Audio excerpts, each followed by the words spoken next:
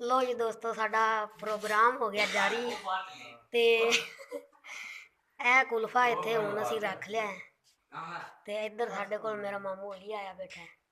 ते रजवान है। ते हमदा बैठा है। ये भी सिद्धरा सिद्धरा पद्धरा होंदा पिया। ते असीं हुण इत्थे प्रोग्राम शुरू करने आं। चलो भी करो शुरू। ओए ब्लाउज किसने का है यार? मैं कुछ नहीं होता यार, क्लासा में बोतल पा के पीना है। हां यार कोई तरीका तो प्लेटा ले ले मेरे काट के दो। सिमो आया है। सारे दीदी है ना। ये और भी ताड़ो दो दो सौ कितना लेगा? ठीक है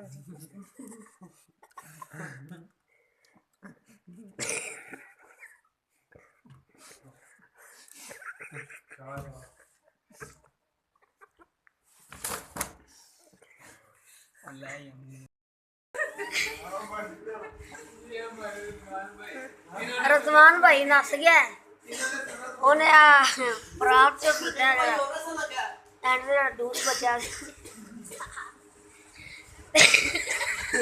अब ये देखो ये खांस रहा है।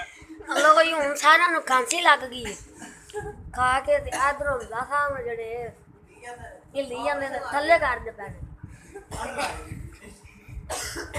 मंगर हाली तो चुप करके बह गया।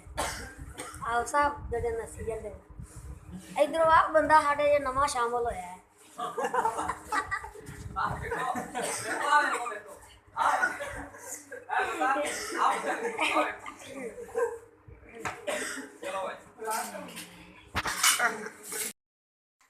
लो जी हुण सारे जने खा खू के हो गए ने ते हुण असीं भी जाने हल्दी ते।